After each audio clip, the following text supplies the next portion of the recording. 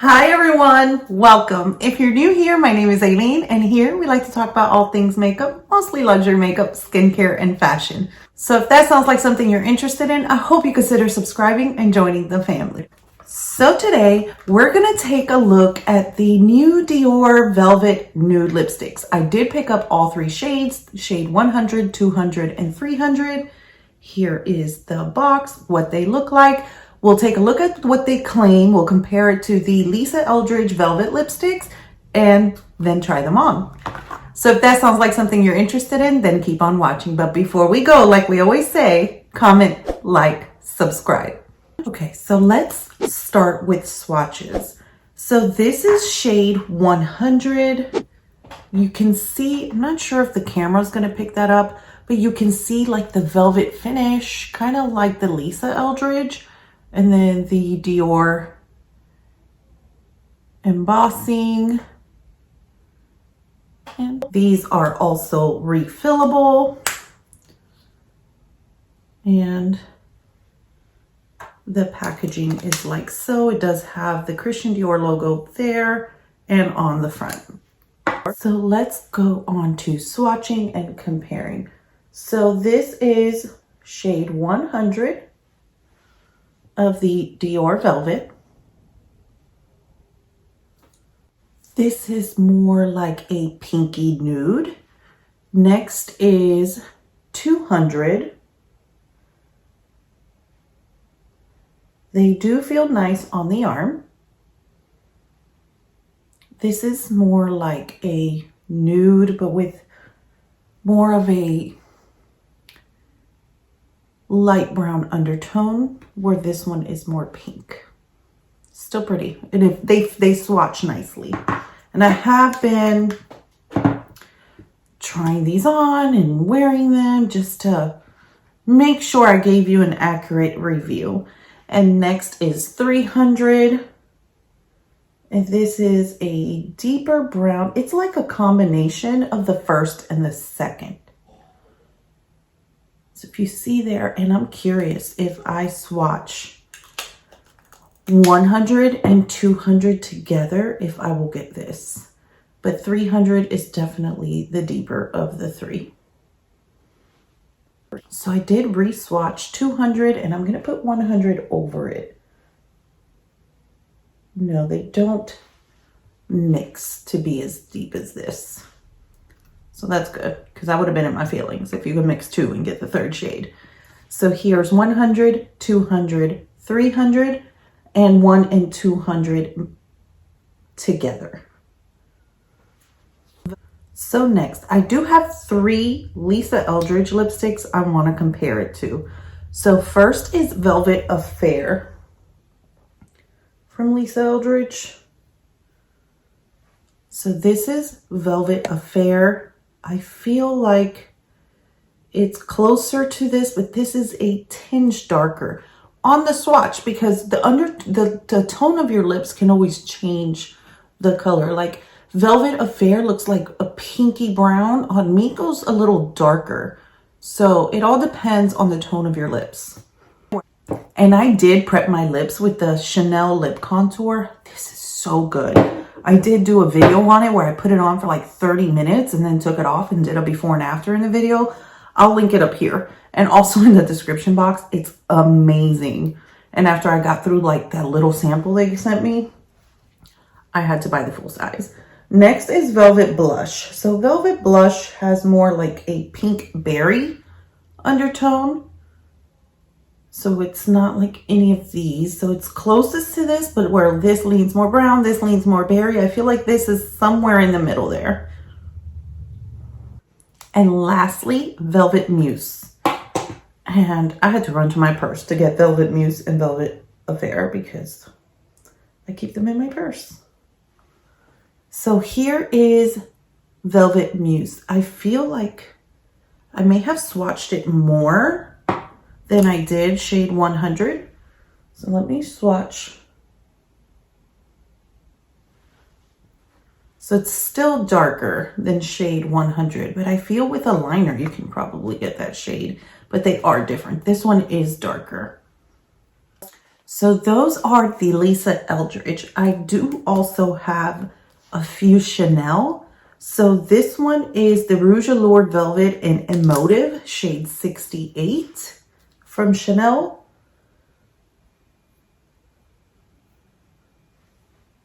Yes, that one is very similar to shade 100. If you can see there, this is the Dior 100 and this is the Chanel Emotive. Next is the Rouge Allure Velvet in Low Key, which is shade 74. And this one may have a little more peach versus this one. This one leans a little more pink. And lastly, the Chanel Rouge Allure Velvet Extreme, and this is in the shade 102 Modern. I think you could tell, like, I have a type. So this is the Chanel Modern, and this is the Dior. So let's try them on, and then I will give you my final thoughts. So first, I will try on the Dior 100.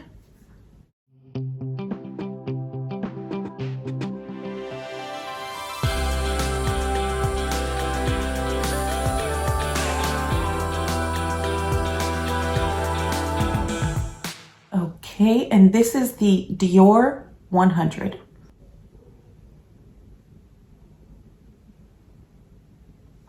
Let's move on to 200. Okay, and just for reference, if you're new here, my lips, when I remove a lip shade, do get really pigmented. Like, I don't have anything on my lips. This is my lips. After I remove a lipstick shade, this is why I always go from light to dark, because I know my lips will continuously get darker. So moving on to 200.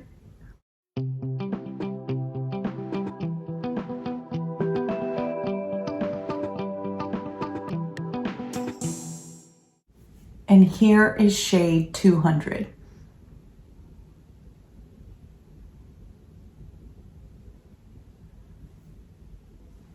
Let's move on. And lastly, shade 300.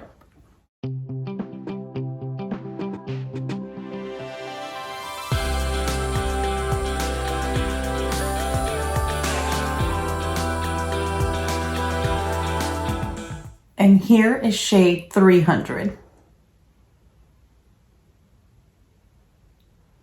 Do you see what I mean? The swatch did not look this dark. However, like, I'm looking at the viewfinder and I'm like, whoa, like that looks like a brown, like a deep brown. So like I said, it's all gonna depend on the undertone of your lips. Like, my lips have a lot of pigmentation, and as I wiped off the first and the second shade, my lips just continued to get darker and darker. And that's just how my body goes. That's just something my lips do. And it does affect how the shade appears on your lips. So here is 300. Now let's talk about these. So in comparison to the Lisa Eldridge, I will say, as far as the slip goes, they do have like a really nice creamy slip to them. If you're not one that likes a matte lip, then I wouldn't go for a velvet lip. If you like a matte lip, but you don't like that dry down feeling, then definitely a velvet, but you like long lasting. That's the key. Then you definitely want to lean towards a velvet versus like a liquid lip. I don't like a lot of shine on my lips because I'm one that goes for longevity.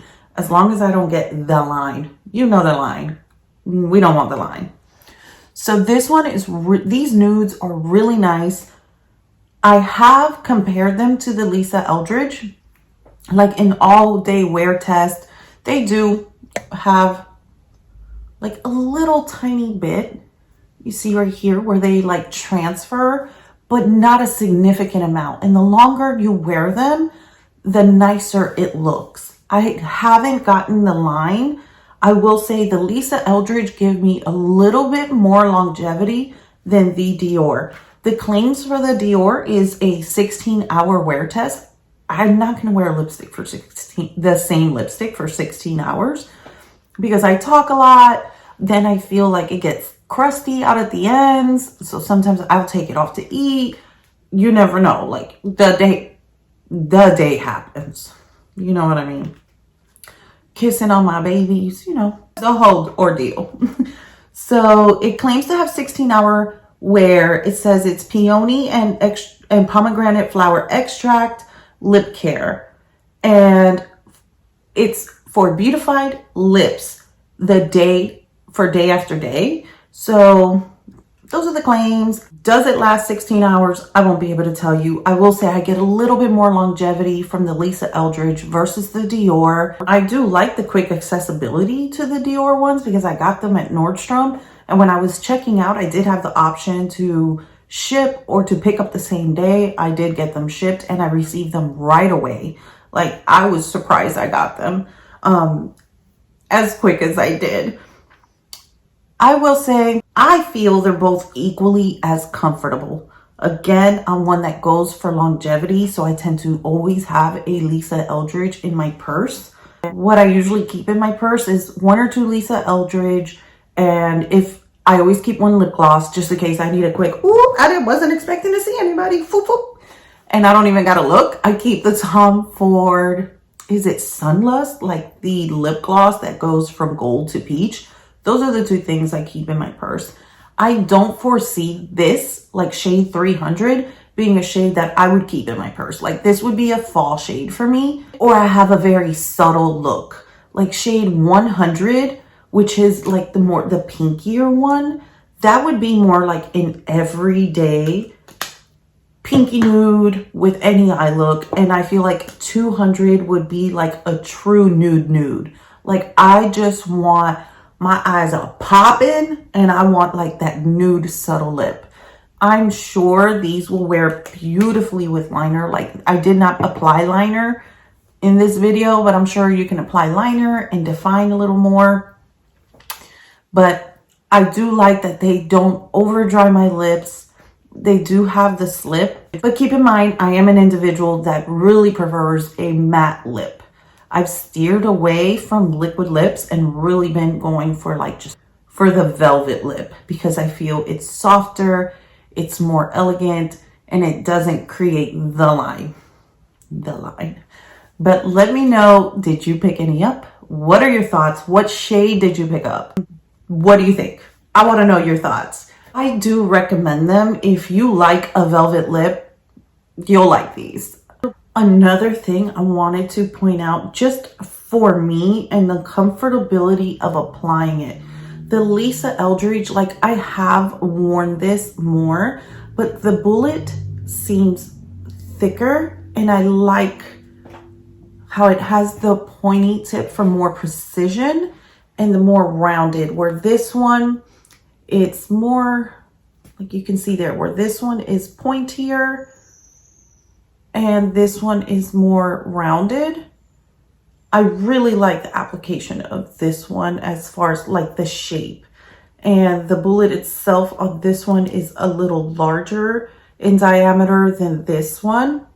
And I like the application part here where this one kind of like bubbles out, and then as you wear it, it'll go flatter. This one comes completely flat.